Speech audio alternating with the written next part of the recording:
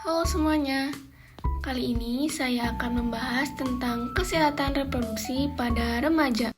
Menurut data yang saya dapatkan dari Kementerian Kesehatan tentang kesehatan reproduksi remaja, yaitu permasalahan dan upaya pencegahan, bahwa masa remaja merupakan salah satu periode perkembangan manusia. Masa ini merupakan masa perubahan atau peralihan dari masa kanak-kanak ke masa dewasa, yang meliputi perubahan biologis, psikologis, dan sosial.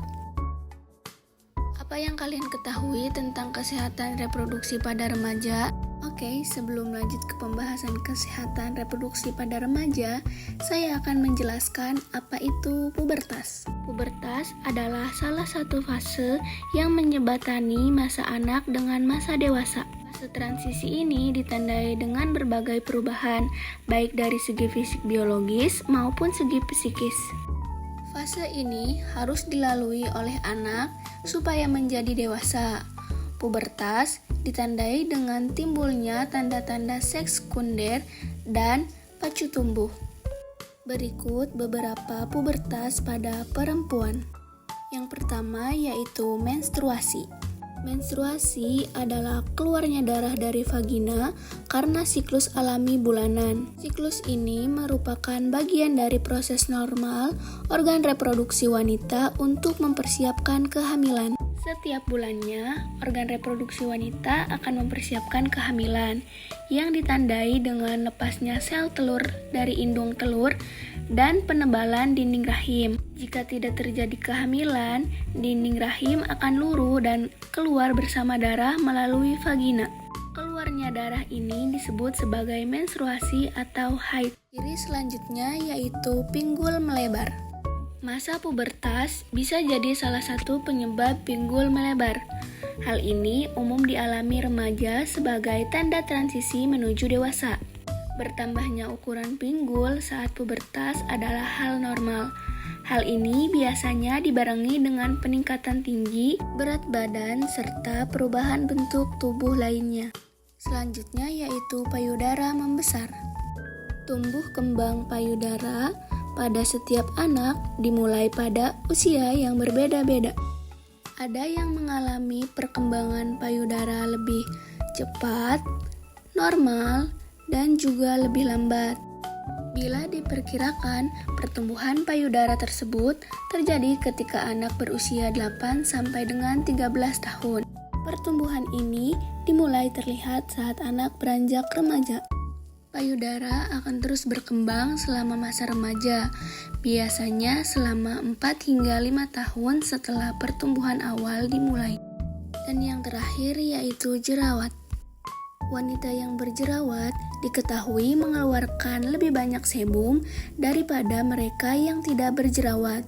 Sebum berlebih berhubungan langsung dengan peradangan, bukan komedo pada jerawat. Wanita yang berjerawat juga cenderung mengalami hirsutisme. Hirsutisme mengacu pada pertumbuhan rambut tubuh yang berlebihan, terutama di atas bibir atas. Wanita yang mengalami hirsutisme juga memiliki kadar sebum yang tinggi. Yang selanjutnya yaitu ciri-ciri pubertas pada laki-laki. Yang pertama yaitu tumbuh jakun. Jakun adalah salah satu organ tubuh yang identik dengan pria dewasa maupun yang baru saja menginjak usia remaja.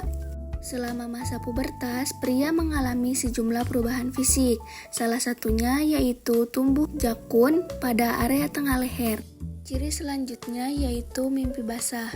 Mimpi basah biasanya akan dialami remaja pria yang memasuki masa pubertas. Namun, tidak hanya terjadi pada anak remaja, fenomena ini juga kerap dialami oleh pria dewasa. Ejakulasi biasanya terjadi ketika pria mendapat rangsangan seksual, baik saat melakukan hubungan intim atau onani. Mimpi basah atau nocturnal emission adalah ejakulasi yang terjadi pada saat seseorang pria tidur tanpa adanya rangsangan seksual. Selanjutnya yaitu pembasaran testis dan penis. Di masa puber, karakteristik fisik dan seksual pria mulai mengalami perubahan. Mulai dari suaranya yang ngebas, badan tumbuh bulu, hingga penis dan tesis yang membesar diikuti dengan rambut kemaluan. Penis kemudian akan berhenti tumbuh saat masa puber berakhir. Berhubung akhir masa pubertas tidak bisa ditentukan secara pasti pada setiap orang, maka waktu berhentinya pun berbeda-beda. Ciri yang terakhir yaitu perubahan suara. Saat pubertas, tubuh pria mulai memproduksi banyak hormon testosteron yang menyebabkan perubahan di beberapa bagian tubuh, termasuk suara. Sebagai permulaan, laring pria yang juga dikenal sebagai kotak suara membesar. Saat laring Anda tumbuh, pita suara Anda akan tumbuh lebih panjang dan lebih tebal. Selain itu, tulang-tulang wajah Anda mulai tumbuh. Selanjutnya, kita akan membahas apa itu kesehatan reproduksi pada remaja. Kesehatan reproduksi yaitu keadaan sehat baik secara fisik, psikis, dan sosial yang berkaitan dengan sistem fungsi dan proses reproduksi pada laki-laki dan perempuan agar dapat bertanggung jawab dan menjaga serta memelihara organ reproduksi. Ada beberapa cara merawat organ reproduksi. Yang pertama, menggunakan pakaian dalam berbahan menyerap keringat dan menggantinya 2 kali sehari. Selanjutnya, memakai handuk yang bersih, kering, tidak lembab, dan bau. Bagi laki-laki, dianjurkan untuk disunat guna mencegah terjadinya penularan penyakit menular seksual. Sekian penjelasan dari saya mengenai tentang kesehatan reproduksi pada remaja. Kurang lebihnya mohon maaf dan semoga bermanfaat. Wassalamualaikum warahmatullahi wabarakatuh.